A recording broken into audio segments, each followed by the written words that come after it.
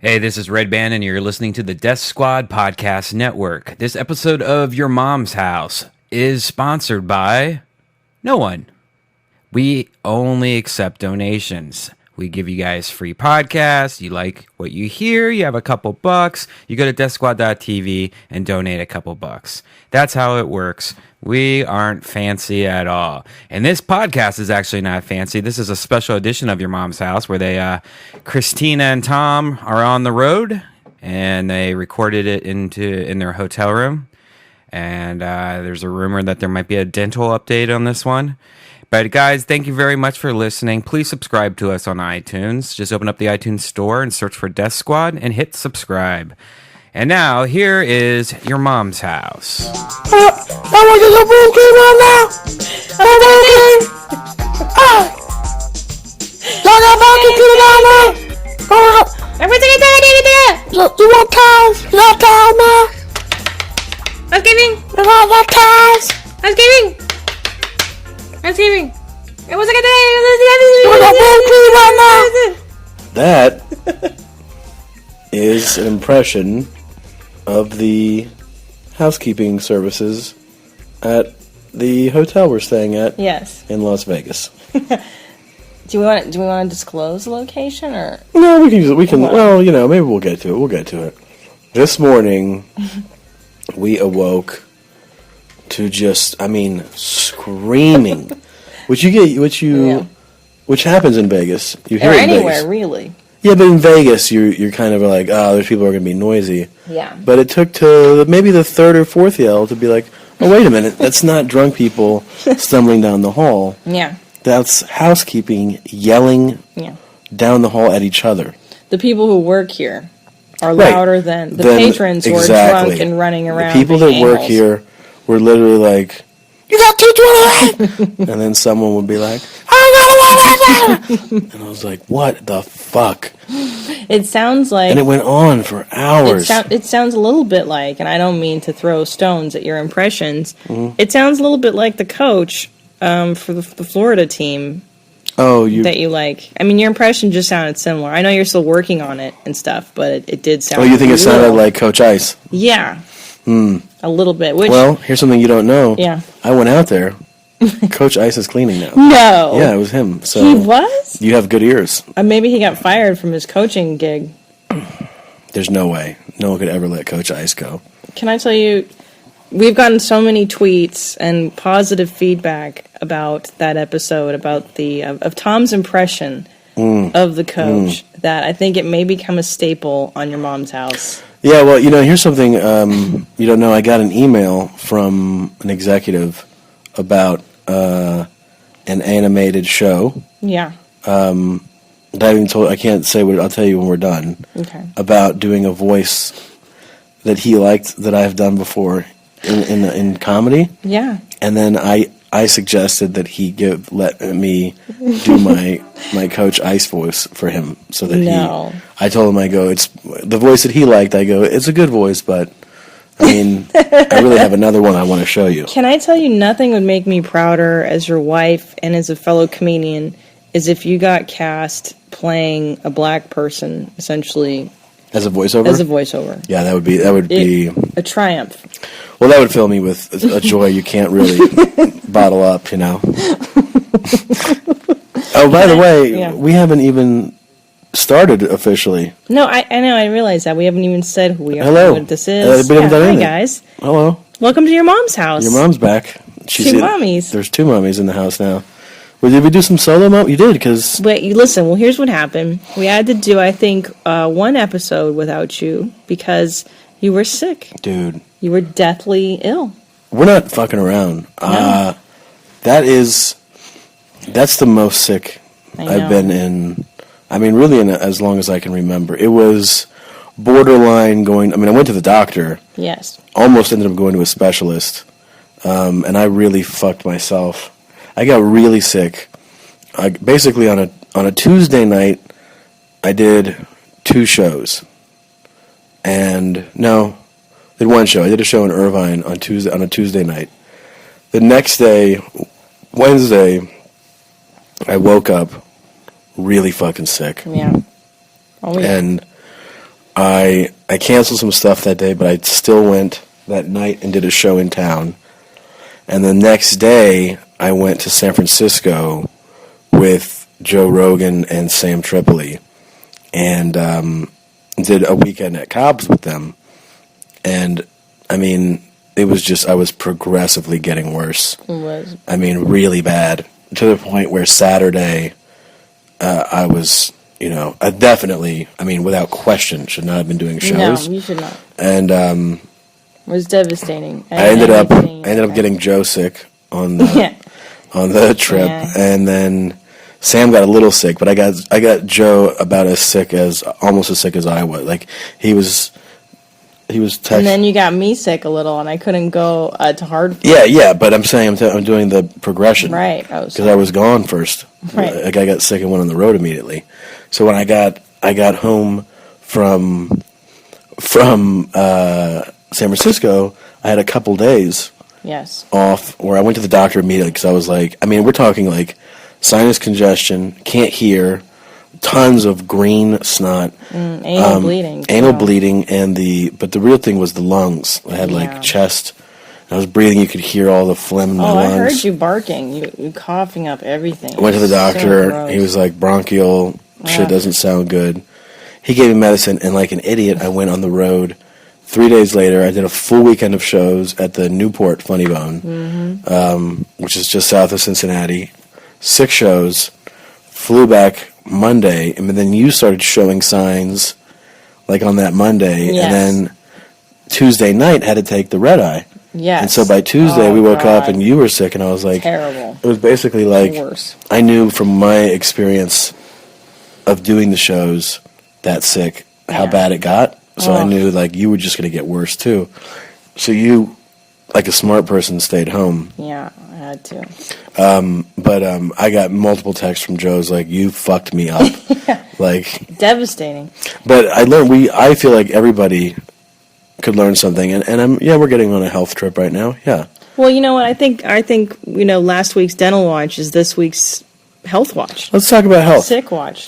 Here's what I learned from getting that sick. What did you learn, Tommy? It took me 32 years to figure this out. Really? Yes. First of all, your body gives you signals. Listen to them. Yeah. The first one is stop doing it, stupid. The first one is when your body needs rest, you need to rest. That's right. I pushed through that, as I have always done, and just got progressively worse. Oh yeah.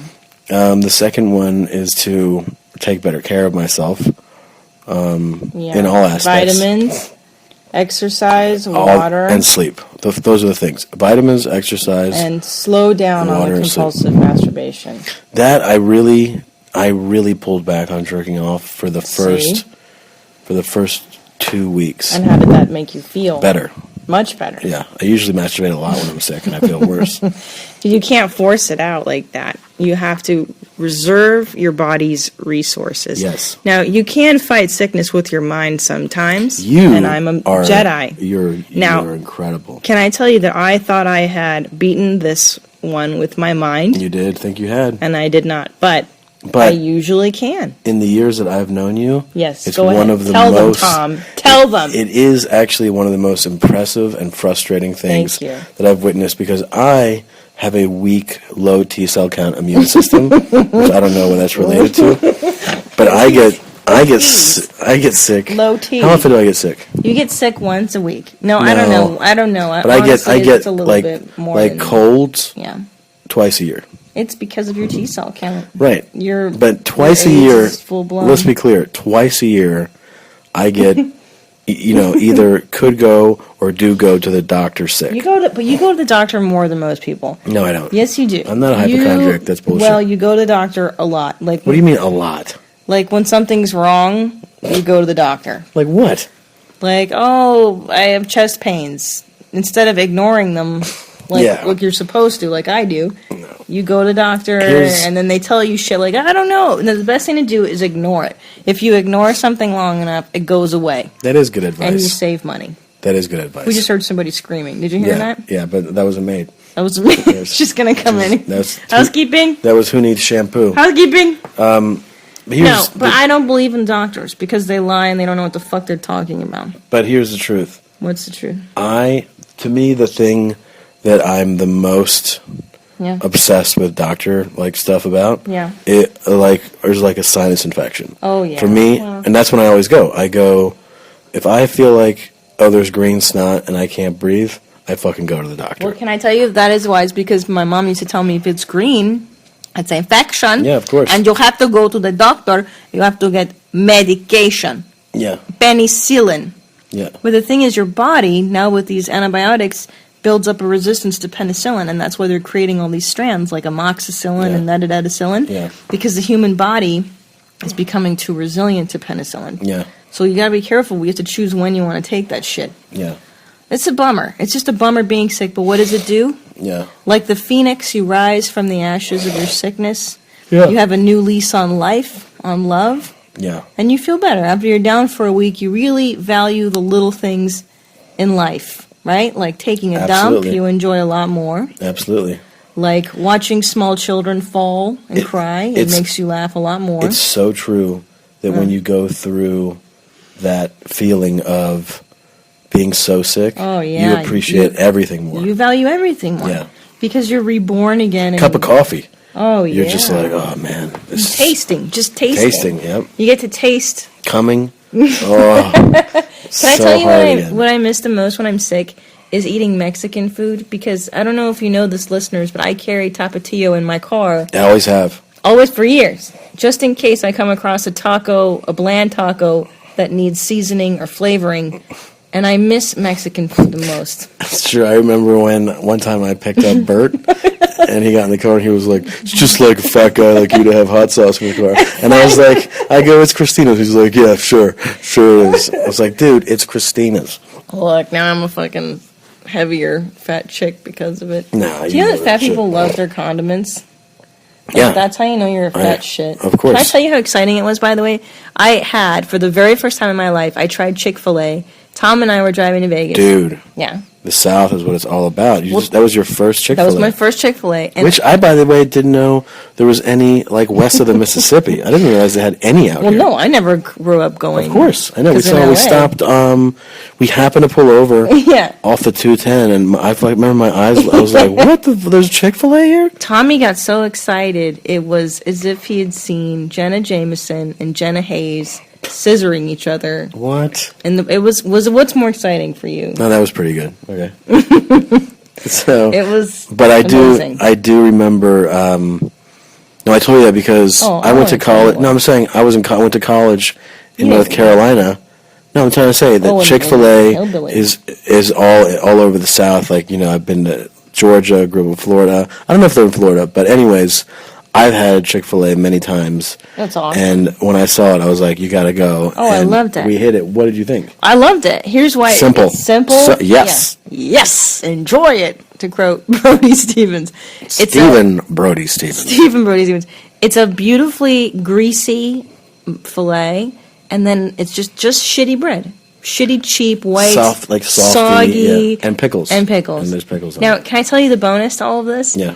Is that I went in to take a leak because we were in the drive-thru because we're lazy. We don't even park to go in. And I went to make a number one, a sissy, and I saw the arrangement of sauces. They give away like barbecue, ranch, and then the Chick-fil-A sauce. Get the fuck out of here. Yeah. Shut the front door. Yeah. I couldn't believe it. And I love, as an inner fat person, I embrace my inner fat person. Mm-hmm. I love sauces. I might stop at that Chick-fil-A on the way home. Let's fucking do that, son. You're not going to be there. I'm going to have it. You won't let me have it? You're flying back. Oh, shit. Oh, shit. Your tits just got twisted. I hate you. Yep. And I have to go to the fucking Middle East next week. Let's discuss that for a brief moment. Can we give hotel tips? Absolutely. First of all, big props to Chick-fil-A. Big props. I'm a huge fan. I'm totally interested. Yeah, so, our tits and dicks are on the road all the time, and we have become professionals at traveling and staying on the road, so we're just going to give you guys a few tips for those few times that you might go on the road. This will enhance your road happiness, and you know what? It's about health. We're into health now. For health. For health, and this is going to improve your lifestyle. You're going to live a happier life. First thing is, always ask for, if you go to like one of those smaller, like Hampton Inn or anything like that, the first floor, sometimes they'll be like, oh, we have first floor. Be like, no, I can't stay on the first floor. Fuck a first floor. Don't even do it. And you'd be like, you might think it's easy access. Well, there's a couple reasons why. You might think it's easy access. Well, I don't want to have to ride the elevator. Yes, you do want to ride the elevator. Yeah. First of all those hotels have free breakfast from 6 a.m. to 10 a.m. And you know what happens? 150 people go to that lobby area, and the noise level goes. The noise level is like the maids here. It's like, it's crazy loud. People, I don't know, because I get up for radio, and you walk by, and you're like, holy shit! Fucking anything there's free. There's 80 people in the lobby right now, and there's no way you can avoid not hearing that. So that's reason number one. You don't want to be on the first floor. Safety. Well, I would say as a woman traveling alone, first floor is never a good option because of rape. People follow you in. People can climb into your window. Guys with cocks do it. With cocks all the time. Yep. Now, I just took an anti-terrorist training thing on the internet because I'm going to the Middle East next week to entertain our troops. And what I learned from the terrorism training is that, I told you this one, Tommy, that you got to pick a room in between the second and fifth floor in case like they have to evacuate you. You can still be reached by a ladder. And don't get a room near the emergency exits because people can like kidnap you. Isn't that crazy? Yeah, it's true. I like that one. Yeah. Now, can I give them my biggest tip? This is the most important tip by far. The dick tip? The dick tip. This is my most, and here's one I've learned. This is like that hand job thing you do, right? Yes. Go ahead. For free internet. No, but here's the thing.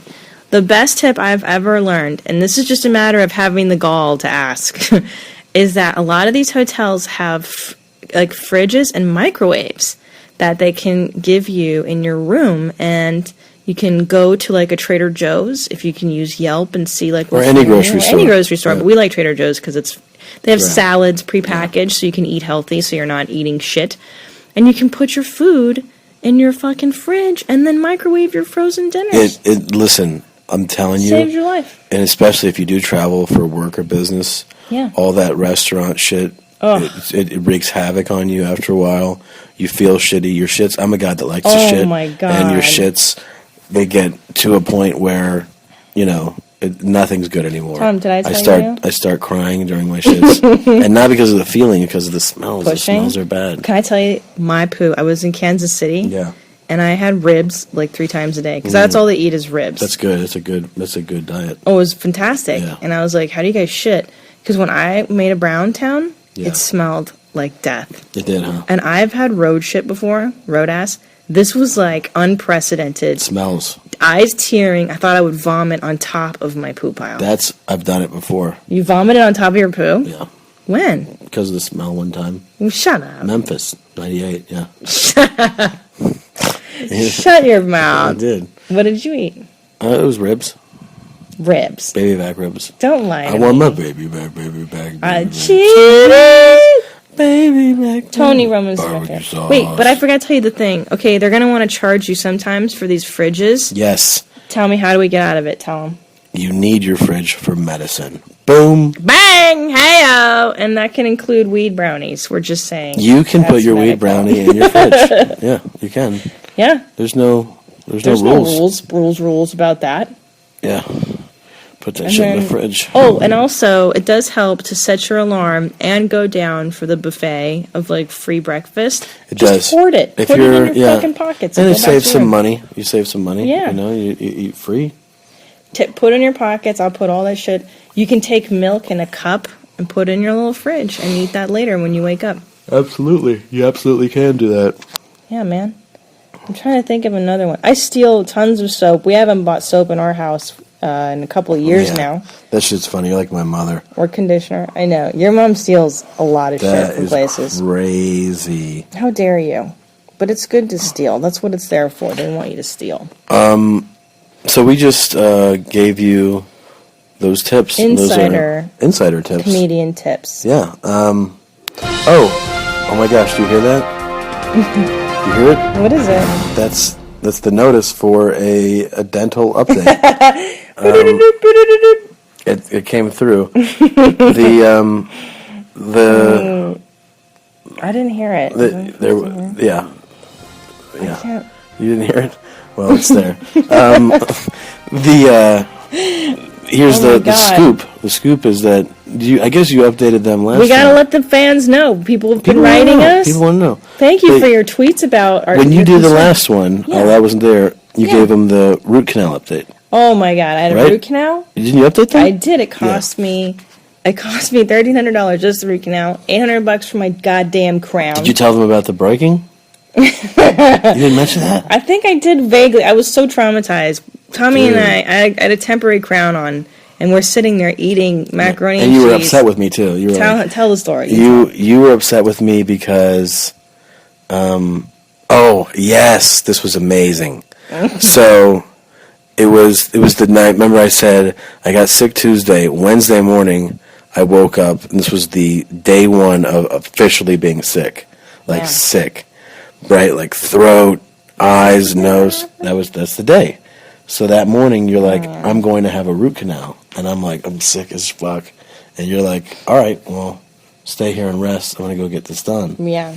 And then later in the day, like a woman, you let it like sit for a while, and you're like, you didn't come with me to get my root canal because I was traumatized. I know, and I was like, well, I'm sick. And you saw how sick I ended up getting, and I was like, so I needed to rest. But I didn't believe you at the time. It was only day one. Right. I thought you were faking, like you always fake your. I fake being ill? Really?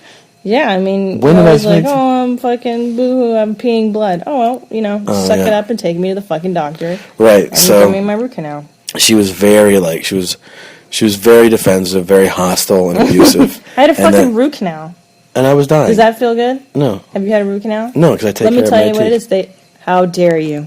How dare you imply that I don't brush and floss? I've never seen it.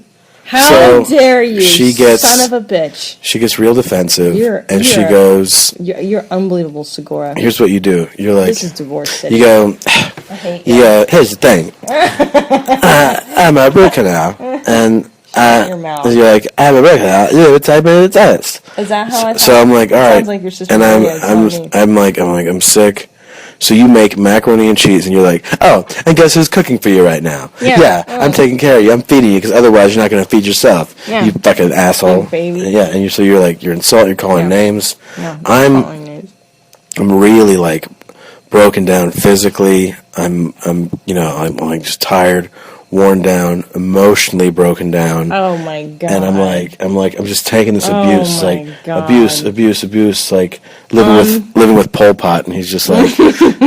What do you usually call me? Tell our listeners what your nickname is for me. Your nickname? Yeah, which one? But I usually call you either Himmler, Goebbels, Hitler, Stalin, Kim Jong-il, or Pol Pot. Goebbels is my favorite. You like Goebbels? Goebbels was like the propaganda. He was propaganda, yeah. And I love that. You love propaganda? I love Goebbels. No, I mean, I like the idea that I'm so evil. Yeah. I'm so sinister that I am Hitler's propagandist. That isn't. I mean, that's even more sinister than Hitler himself. Is the guy who masterminds the thinking behind. There couldn't be a more accurate nickname for somebody. Thanks. So, anyways, unbelievable right now. I can't believe people are listening to the story and thinking that you're accurate.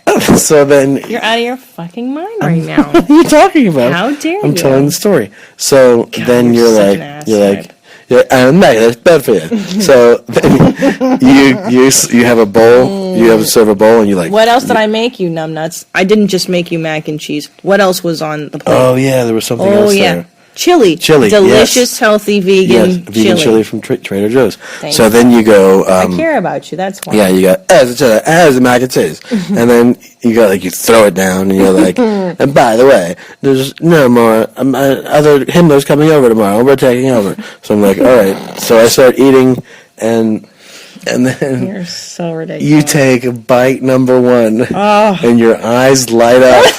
And I'm like, what the fuck?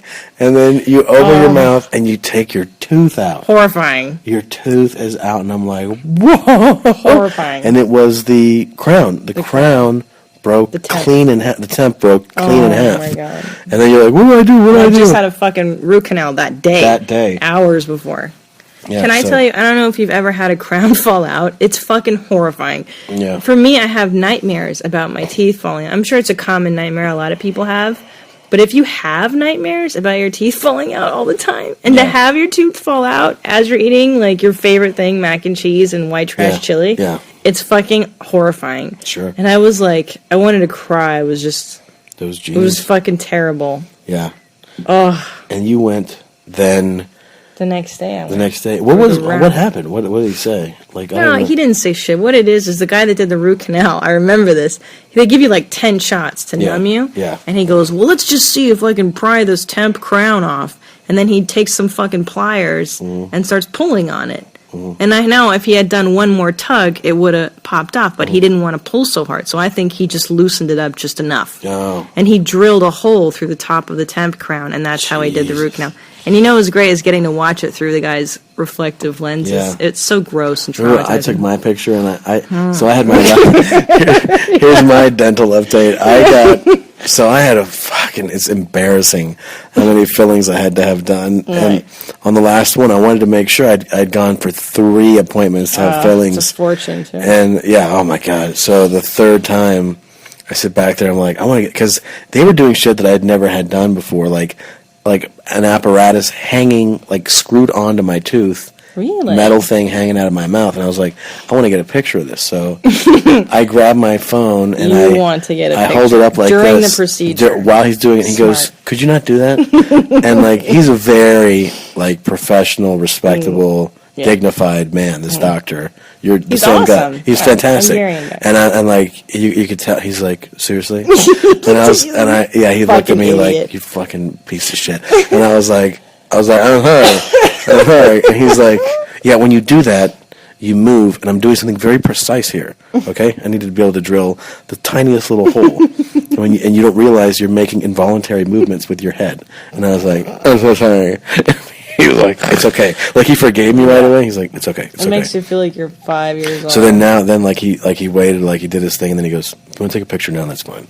So I go, okay. Shut up. So I took the picture, and then when I was done, I was like, I'm so sorry. And he was like, it's okay. Oh, can I bring something up? Sidebar? What? I had my eyebrows waxed. Oh, yeah. And they look amazing. For the first time in my life, I finally had my eyebrows professionally waxed. And now I'm extremely inspired to wax my undercarriage and my a-hole. And that's going to be a future development. You got a lot of hair down. I do not. I'm a blonde. You got a real It's real coarse and curly, you got a real hairy box and underbox, yeah. It's just a forest. You know what? That's funny. That's like the hairy bear calling the hair pie hairy. You're a hairier beast than I am. I had my ass waxed on national television. Which was kind of a regret. On the Bob and Tom. Yeah, on their show. But I have to tell you, some people were like, why would you do that? And I was like, it was whatever, I did it for the radio. and then I was like, it's stupid. I'm not kidding you, as a really hairy guy, and if you're a hairy guy out there and you're like, yeah, but I'm not doing that. The 8 weeks following that, best shits of my life. Really? Well, best cleanup. Best cleanup. Sure. Not the shit. Well, no, but that's... Why don't you be more fucking because I am being specific, Goebbels. I'm saying that... You know, listeners don't understand, Tom. I'm saying... God damn it. My whole... The cross that I carry is wiping. Like, there's so much hair. I mean, you see how hairy... Picture the top of your head, if you have hair on your head. That's what my asshole looks like. It's that much hair. Really? And so then picture shitting on that every time. And think about what it takes to clean that up. Why don't you use baby wipes? I've done it all. I'm just saying that even with that, it is a process. It is a, 10, 15 wipe process. That's 20. Why. And I fucking knew it, because I'm always bitching to Tommy that we go through toilet paper like a roll a day. I'm not even joking, guys. Like, I buy us like a 12er, and that shit is gone in just a little over a week. Yeah. And when Tommy's not in town and I'm home, it takes me like a week to plow through a roll of toilet paper. Yeah. Tommy, because you go and you go and you go. And I'm telling you, but when I had the ass waxed, it was very silky. Man, I remember that. And the pristine. The between the cheeks, when that was clean, it was like shitting like a normal person, where it's like shit and then wipe 1, 2, 3, and then it was like, oh, I'm done. because I didn't smear it all over my hair.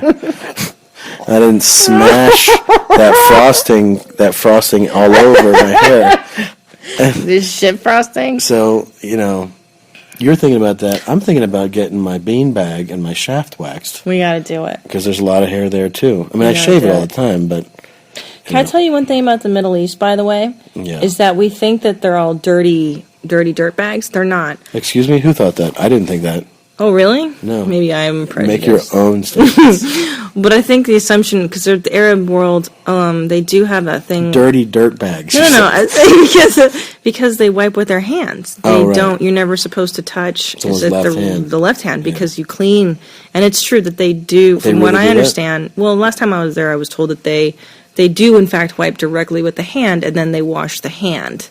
Now the thing is that I was in, I forget where, Bahrain, and they have bidets everywhere. Yeah. So the bidet is actually where it's at. Now, they think it's repulsive that Americans smear shit on their asshole with dry toilet paper. To them, that's like, why are you smearing the shit on your butthole? Because I talked to this guy over there, and he said that, we rinse it directly with water or our hands, and that to them feels cleaner than mashing it. And I can kind of see the logic in that. Yeah. But I prefer a bidet. I wish. You know what I can see the logic in? I would love a bidet. You know what I can see the logic in? Stoning a woman to death for having sex with a man not of her tribe. How dare you? I see that logic. How dare you? You know what'd you do? You talk to that guy? Let's get some rocks, fellas. Let's handle this. I see that logic. You know what? I don't think this is funny, and I'm gonna go to the Middle East and I'm gonna tell jokes. Yeah. And I'm gonna devote them to the Taliban. That's really smart. So, to clarify, we don't think Middle Eastern people are dirty dirt bags. No, you know what I'm saying. People assume that they all live in tents and ride camels. Again, your statements, your thoughts. So, let's go. You're about to leave to the Middle East. I know. A few days. I'm going to miss you. I miss you too, Mommy Jeans. You're my main mommy. You're the main mommy. This house is going to have one mommy. One mommy and only one pair of jeans. Yeah, but one salami Tommy mommy. What are you going to do without me? I'll probably touch my pee-pee. A lot. Tell us... oh, I don't want you to touch your pee-pee. You've been there before. I can't believe you're going to the Middle East for the second time. I know. It gets better every time I go. Are you excited? I know. I think I'm... You're going with friends. I'm going with Sarah Tiana, who was on our show last time. Who's phenomenal and great. And this girl, Jodie Miller, who's also a comedian. She's at the Comedy Store a lot. It's called Tits for Laughs or something like that. How dare you demean? Isn't that what it's called? I thought you said that. Yeah, it's called the Tits for Taliban. No, stupid. You dumb shit. What's wrong with you? I don't know. No, it's called USO Proper Military Tour. We don't have a dumb girl name. I thought it was called Tits for Laughs. Can I tell you something? There are tours, and I've done one where it's like, we're the slutty mommies. Yeah, slutty mommies. We're the funny felchers, females. All right. We're tits and giggles. It's so bad. And I did one, and I swore to myself I would never do like a girl tour like that with a dumb fucking name like that. I would never do it again because it's demeaning. I'm a fucking comic. I'm not a tits and giggles. I agree. You cocksuckers. So anyways, no, I'm going to the Middle East. I'm going to go. They don't tell you where too far in advance because of security. And I'm not even allowed to tweet where I am at the time. I have to tweet after the fact because of security. So you can't say where you're going? I can't say where I'm going even right now. And I won't for security reasons. You shouldn't. Because shouldn't breach those things. I'm nervous. I'm a little nervous. Don't be nervous. I'm afraid of the weather more than anything. It's like 140 there. You're going in the summertime. Oh, mother cunts. I hate it. Oh, boy. Well, what else? It's one other thing we wanted to talk about.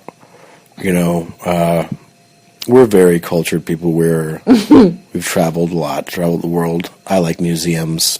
Christina likes cartoons, but I like museums. You went to Cuba. I did go to Cuba. Did you ever talk about that? I don't know if I talked about it on the Momcast. That's pretty fucking crazy. Yeah, I went to Guantanamo Bay. Did you get waterboarded? No. Did you get to waterboard someone? Yeah, of course. They let everybody do that. No, it was pretty rad. That was an amazing experience. That was an amazing experience.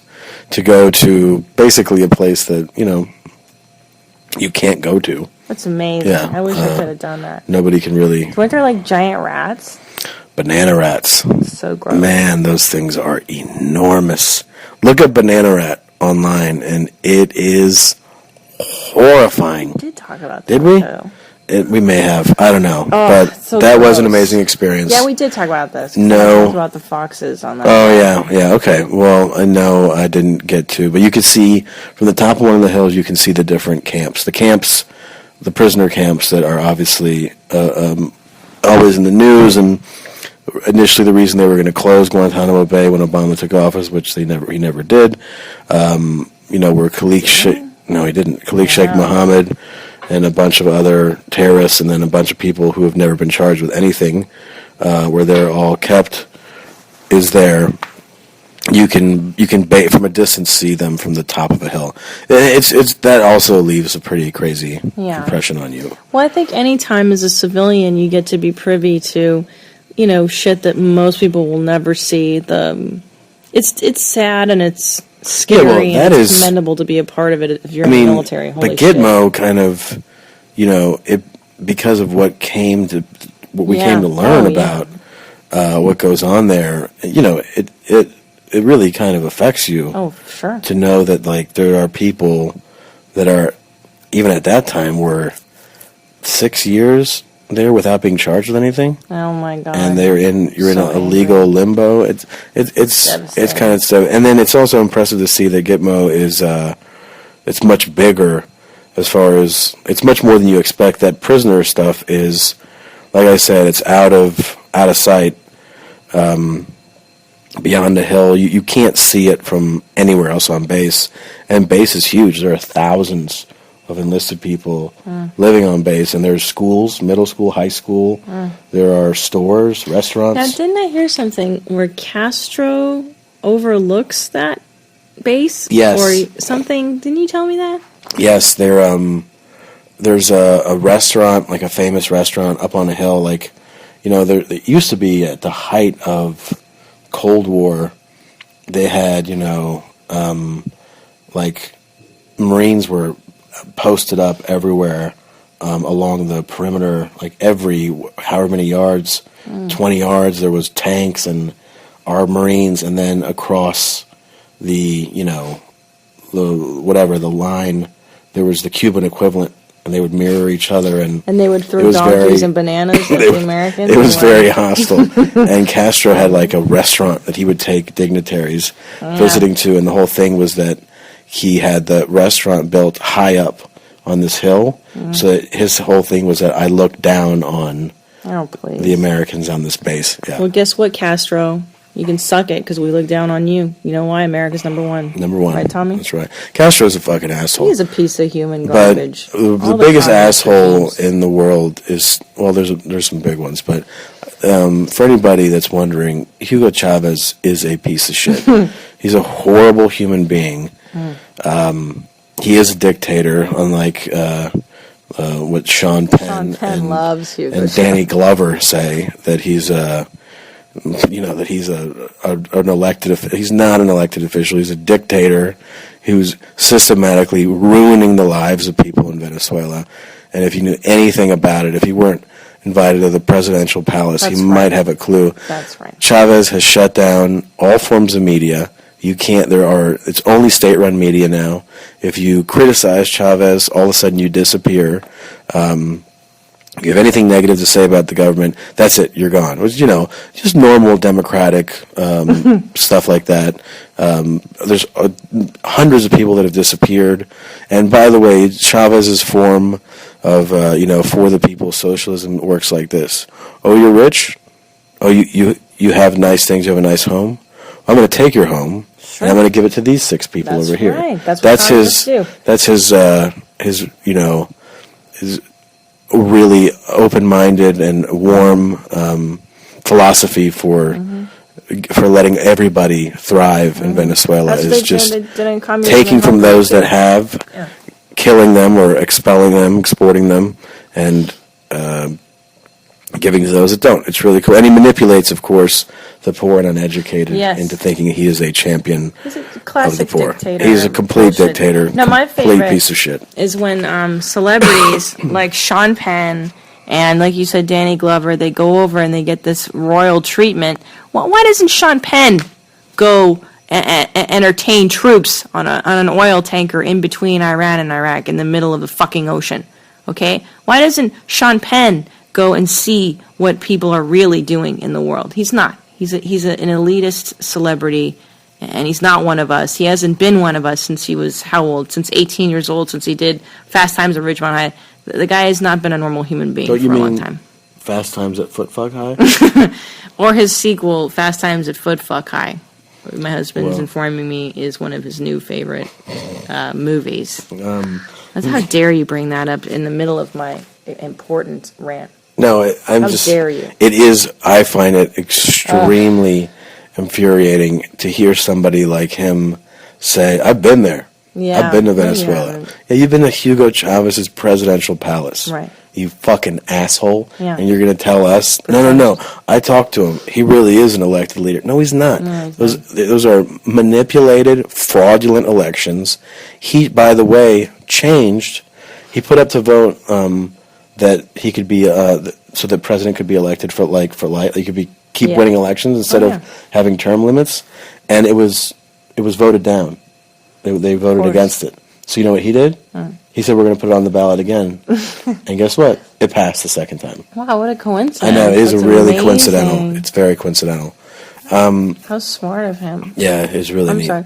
Where were you leading to before, and I really interrupted? I don't know what we were leading to. I was going to say, well, he probably falls into this category.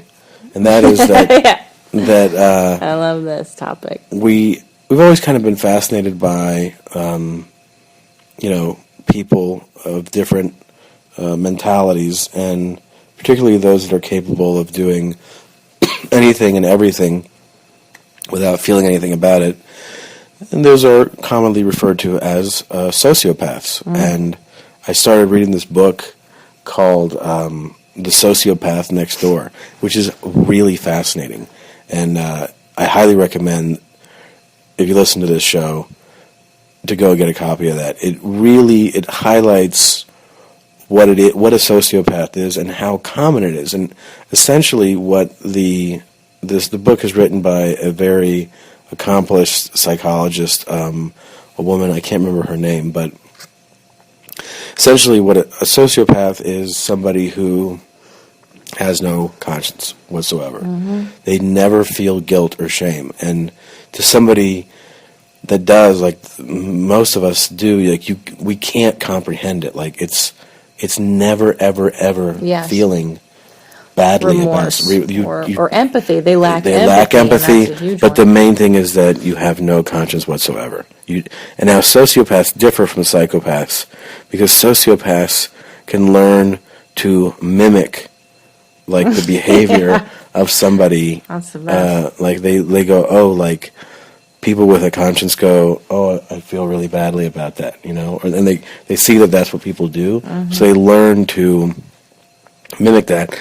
You can be tricked much more easily by a sociopath than a psychopath. A psychopath doesn't have that ability. They don't learn to read that stuff, and they just... Well, and also, I think sociopaths, what they have in common with people with, like, Asperger's is that they can read and mimic emotional cues. Like, I once talked to a guy with Asperger's, and I was like, you don't seem like you have it. And he's like, yes, because I've learned to read the human face, and I've learned what an emotional response looks and sounds like, which is really frightening. Right, and that's what sociopaths do. And the other thing, the two of the more fascinating things about the sociopaths are that how common it is, and how little it's discussed. It's so common that it's basically 1 in 25 people. Oh my God. And that is a higher, statistically higher than eating disorders, which you think about how common it is to discuss eating disorders, and nobody talks about sociopaths. Why. Is it because it's harder to study? Maybe they can't. I think it's just... But do sociopaths know they're sociopaths? Whereas an eating disorder, you know you're kind of sick. That's a great question. I think that over time, they recognize that everybody around them is a certain way, and other people are not. They realize that they are. I think over time, yeah. I think other people realize that you're a sociopath. They realize it too. Tom pushed over a little kid, and he started laughing. I think or maybe something like Tom watches a movie like Happiness or Henry, Portrait of a Serial Killer, and he starts laughing at the scene where the prostitute gets murdered. Is it something like that, Tommy? It's a funny scene. But here's the thing. Here's the thing. Yeah. The other thing. One of the great misconceptions, and this is actually something I've always wondered about sociopaths, and this book explains it very well, is that being a sociopath has nothing to do with being violent. You know, like it's not like a sociopath is violent. It's that somebody who's a sociopath can be prone to violence and have zero guilt or remorse about violence. But there's also sociopaths who have zero violence in them. They just don't feel guilty or remorse about anything that they do. Oh, and those people get into showbiz, is what you're saying. Those are successful showbiz types. That's the thing, is that sociopaths have tremendous egos. They love the feeling of power. Some sociopaths are ambitious, intelligent, driven, and they can conquer and feed that ego. But a sociopath doesn't necessarily have to be of great intellectual capacity. So it could be somebody who's just, very capable of very little, and that person, as a sociopath, may just get joy out of being basically abusive to his employees at the sandwich place. Well, we all work for somebody? We've all worked with someone like that. Or, Hitler. Look, Hitler flunked out of art school. He was a failed art student. And he wasn't a great mind. He was not. In fact, he was extremely pretty average in intellect. Same with all of his henchmen, Himmler, Eichmann. Does that, were you attracted, do you think, to working for him was he able to charm you? Well, listen, Hitler was a pretty fun guy to hang out with, Tom. Really? You don't know the Hitler I know. You better not walk into Lars von Trier territory. Which one's that? Which one's that? He's the, this is great. The Dutch director. He's a very talented director. Oh, shit, not this. God damn it. This guy, what? So disturbing. Yeah. Speaking of sociopath, this is Tom's favorite movie. No, what are you talking about? Yeah, is this some film you're going to discuss? No. Lars von Trier. I'm trying to tell the story. Oh, I thought you were talking about that film. What film? The movie about the guy and the rape and the murder. No, it's Pedro Almodovar. What? Pedro Almodovar. Oh, sorry. I'm sorry. Lars von Trier. You didn't know about this? No. At Cannes a few weeks ago? Yeah. He's at Cannes. He's with, he just did a new film with Kirsten Dunst, right? Snaggletooth? Is she a snaggletooth? Yeah. So he's doing panel, and he just goes, yeah, I thought I was a Jew, but I found out I'm not a Jew. I'm actually a Nazi. And then people were like, huh? And then for him, Nazi, like he says, is like, that's what we call German. It turns out that he has German blood. And then he just goes, from that thought, he goes, yeah, so I really understand Hitler. Like, I kind of sympathize with him. Like, he was, he wasn't a good guy. He actually says that he wasn't a good guy. Really? But I can understand him in a lot of ways. And then everyone's like, huh? And you can see Kirsten Dunst is next to him. It's great. She reacts. She goes, yeah. She's like, what are you doing? Like, she's like, what? So fucked up. And then he tries to dig himself out of it. It just goes horribly. And then the next day they kicked him out of Cannes. They were like, you can't be here, man.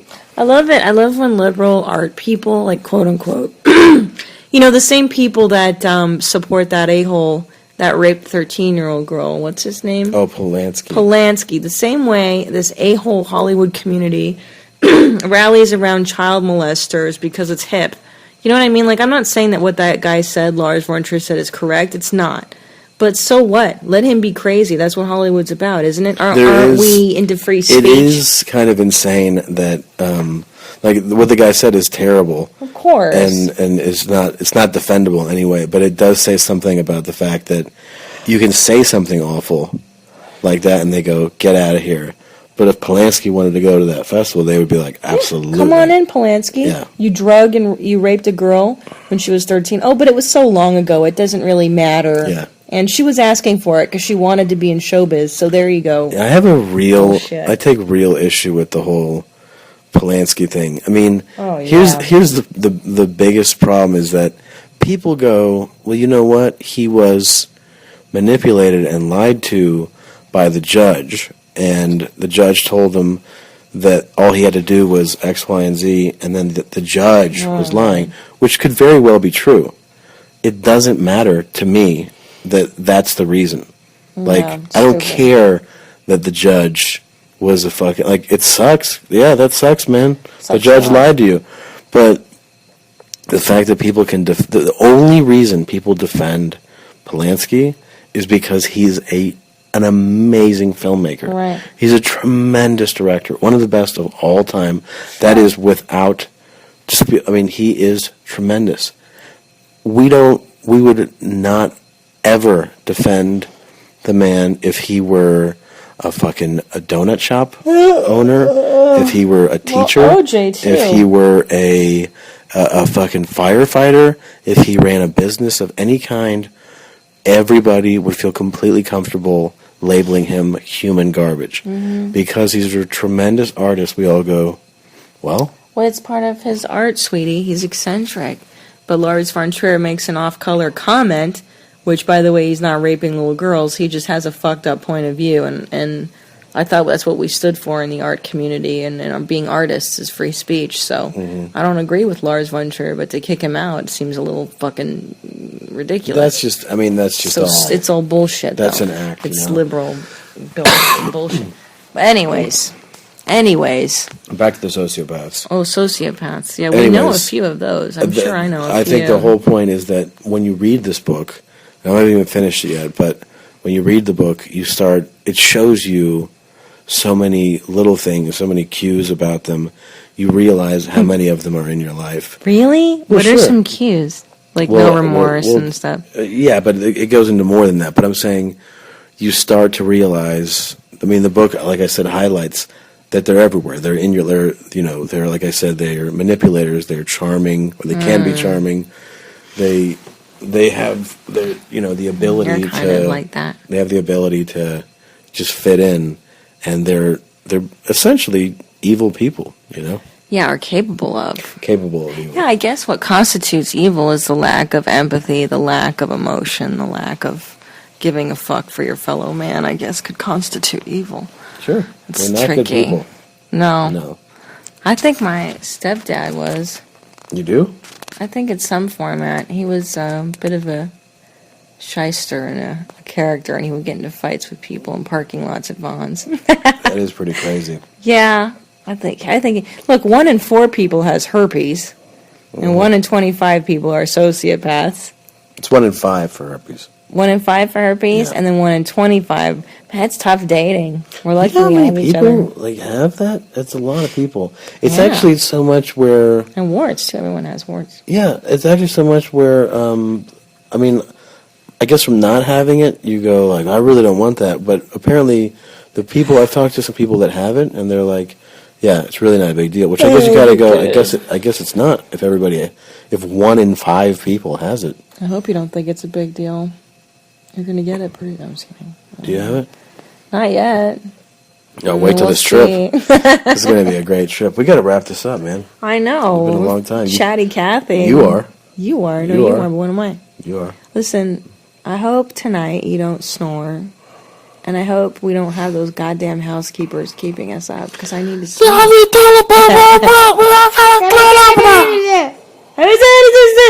Housekeeping? Yo, come in and change the sheets right now. We have to do the... Change the sheets. How do they do it like this? That knock, by the way, that's a fucking rude way to knock on the door. That's a terrible way, because they're not even using their fucking hands. Right, like, if you were to knock... Using the card. If you were to knock on the door like that to, like, a friend... Yeah. With that, they'd be like, hey, asshole. Yeah. You don't have to do that with the fucking key and make it sound so aggressive. So scary. It's a bunch of faggots. All right, mommies, we gotta go. It's late for us. I love you. I love you too. You're the mommy. You're the main mommy. We'll do another Momcast hopefully tomorrow. Yes, sir. For sure tomorrow we'll upload it to iTunes. Okay. All right. All right. Bye, mommies. Bye, Thank mommy. you for listening. You're the main mommy. The main. You're her. Be her. Be the mommy.